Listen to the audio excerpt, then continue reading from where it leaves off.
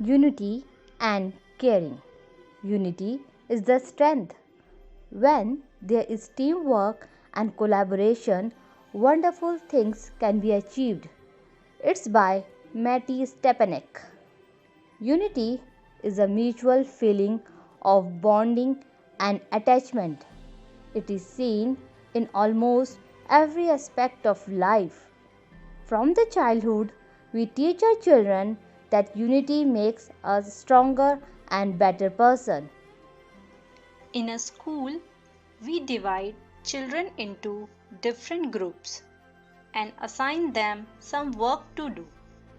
The purpose of this is to teach children how to perform in a united and organized manner. A candle loses nothing by lighting another candle. This is by James Keller. Caring is a feeling or showing concern for others. The act of caring for one another is very powerful because it creates deeper bonds as individuals lean on each other for emotional support. Being caring allows you to have empathy for others and to live a life based on affection, love, and compassion for the people around you. It also teaches important virtues such as patience, understanding, and loyalty that benefit individuals in both their personal and professional life. When we share our feeling with others, we create a relationship of trust. एकता का अर्थ होता है एक साथ रहना या एकजुट रहना, जिससे व्यक्ति एकता की ताकत से असंभव कार्य को भी संभव कर सकता है। एकजुट रहने से परिवार और मजबूत देश का निर्माण होता है।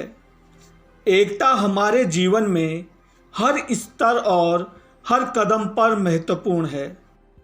देखभाल, केयरिंग, जीवन में एक दूसरे की चिंता करना, देखभाल करना या ख्याल रखना बहुत मायने रखता है।